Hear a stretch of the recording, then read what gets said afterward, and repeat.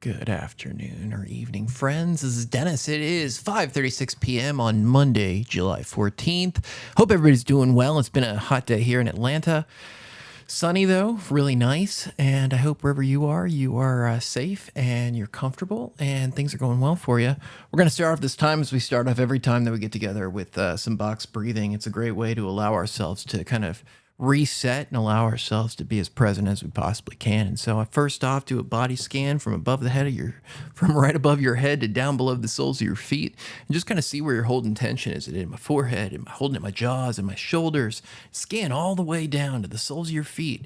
Am I comfortable, or am I holding tension someplace? And we just need to kind of wiggle that out, get yourself comfortable, kind of get situated, and then you'll be good to go.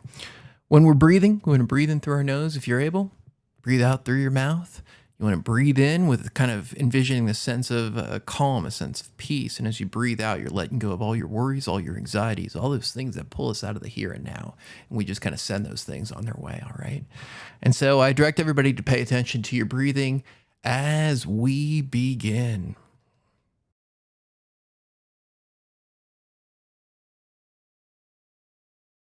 Inhale. Hold. Exhale. Hold. Inhale. Hold. Exhale. Hold. Inhale. Hold.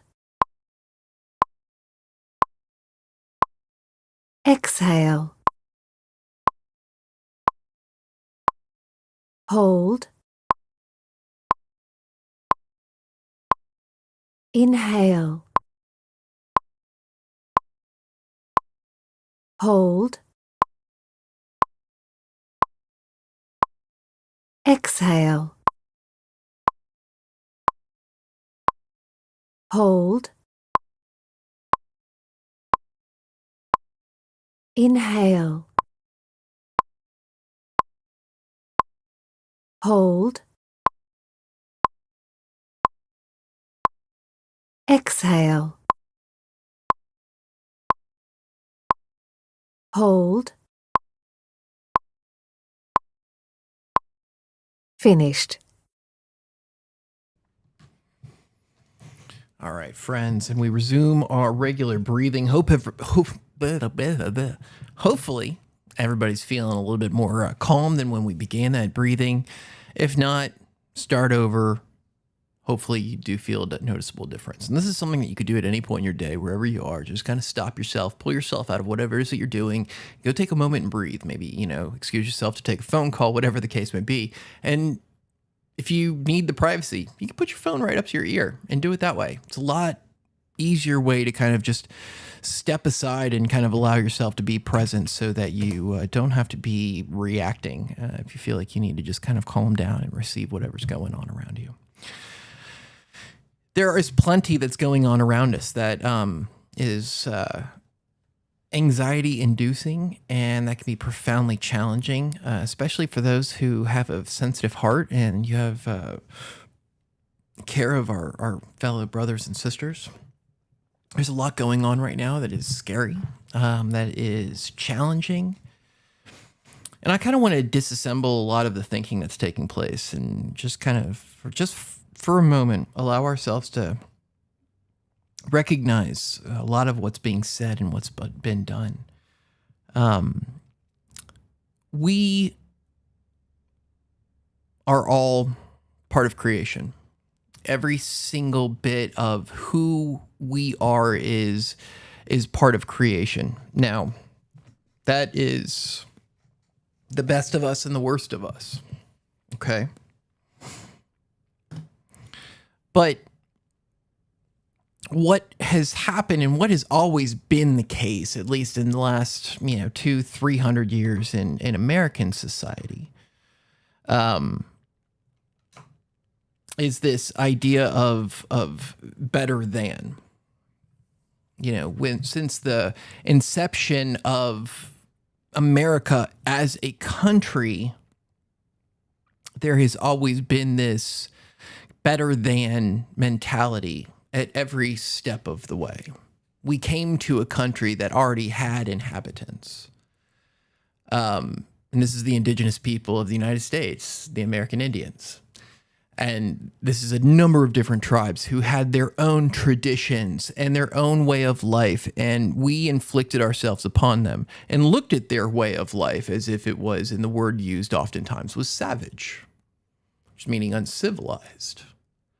Yet the great irony was that as a culture, Europeans who came over were far more savage in their approach to those indigenous individuals and eradicated the cultures. Many different cultures, not just one singular culture, many different cultures. And this was done in the name of, westward expansion. The words manifest destiny were thrown around. Manifest destiny implies that this is something that God wills. God never wills the destruction or oppression of anybody. Of no one. That's not the way any type of a loving God would work. And so anyone who is of a belief system that is following the ways of Jesus Christ, you need to be bothered by this on some kind of a level.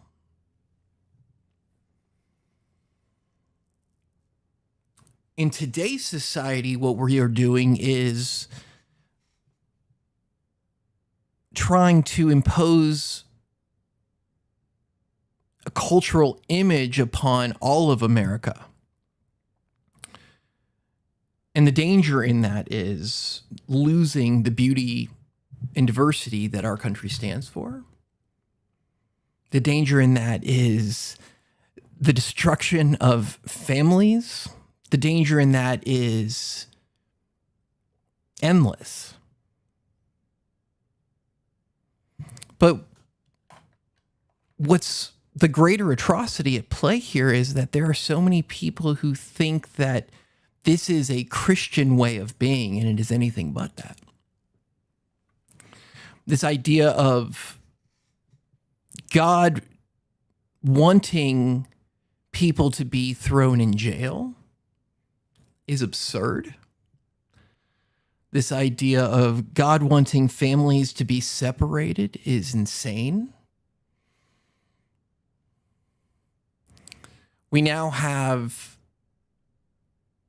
this ability from within the pulpit for support of these very behaviors. And it's something that I find incredibly troubling because none of the hallmarks of Christianity are being displayed. And yet, Christian is applied to this way of being.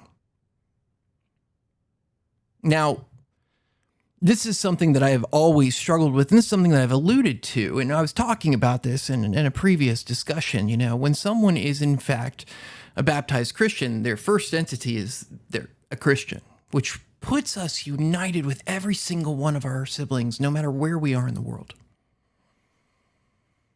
Beautiful book called The Father is Quite Fond of Me. One of the opening letters within the text talks about that Christian unity should be so close that when one of our siblings is oppressed somewhere, we should be able to feel their tears upon our cheek.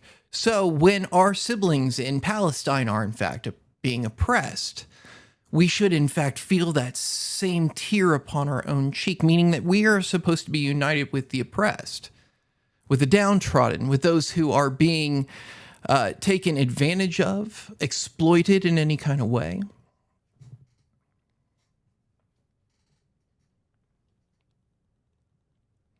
And it's so multifaceted because it's the same defiance of the tenets of love that we're called to being displayed time and time again.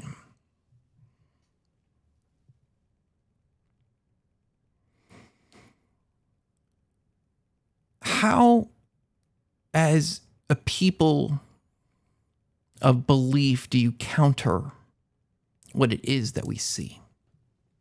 I mean, that's the question that I keep asking myself time and time again. And I think that in every way, standing up for what you believe in is the imperative. Allowing voices to be heard is essential within this. But it cannot be just acts of complaining, because that's not really constructive in any kind of way. Now, we speak to truth, but at the same time, how do I allow myself to still live out hope? And it's in the actions by which we help our siblings. It's the ways in which we carry out civic duties, but more so those basic human duties that we are called to have in terms of making sure that we afford the utmost dignity in every way to the least among us. And this is in the ways in which we attend to the needs of others in our daily lives. Like, so we can't neglect the things that we see before us constantly just because there's greater atrocities at play. I still need to attend to, those who are unhoused around us and provide, water for those who are in need. I still need to be kind and loving to those individuals who are perhaps quiet at this point in time because they're overwhelmed by all the things that are happening around us. I need to be a listening person as well as a vocal person, because I think there are so many facets of what's going on around us that we are perhaps unaware of just how much is going on. You don't know what you don't know. And the ways in which people are being affected right now is massive. And so asking how we can be better in terms of community, I think, is essential. We need to create communities that seek to assist other people as well. We're going to find over the next number of months, food banks are going to be getting hit really, really hard with economic issues that are going on. You're going to see more people at corners asking for money, left and right. There's a lot of stuff that's going to be going on. And we cannot become callous and numb to the needs that are ever present before us. I think it's very easy to lose your humanity amidst the struggle that's taking place right now. And I think now more than ever is where we must maintain a sense of vigilant care for those who are in fact in need at this time. because I think there are a lot of people who are going to be falling through the cracks. There's a lot of people who are going to be struggling with what's going on. There's also going to be a lot of people that are lonely during this time and disaffected by what's going on. And I think the way in which we can be friendly and honestly just be friends to each other, there's going to be a lot of new found relationships that come from everything that's going on around us if it's lived out the right way. We can allow ourselves to triumph beyond the darkness that is prevailing, and we do so by allowing love to multiply, and the way that we care for each other, and the way that we create communities that do make a difference, and the way in which we allow ourselves to be involved in the things that do actually create positive consequences. Is this how we allow ourselves to not just be frozen amidst times that are of great struggle? And so my hope is that these words hit your ear, and perhaps in some kind of way you're inspired. No, you're not alone. Not any one of you are alone. If you were listening to this, there are others who are hearing you as well. And I want you to know that this is a safe place where you are loved. This is a place where you can share. This is a place where you are able to be who you are, and you are loved as you are. As long as what your love does is seeks to heal the hearts of other people, and you're not seeking to take away from anyone. That's not what we're called to do. That's not who we're called to be. And so, friends, on this Monday, sorry for getting to you late. It's been a really busy day, but my hopes are that each of us can kind of dig within ourselves to be a greater love this day and tomorrow and the following day. May we seek to help those who are in fact in need. May we be that assistive, cooperative care that we're called to be. And in doing so, we transform hearts. We allow lives to not be that of just struggle, but they can thrive. And amazing things come from that. Peace be with all of you now and always. Know that you are loved. Be good to yourselves. Y'all be good to each other. Take care.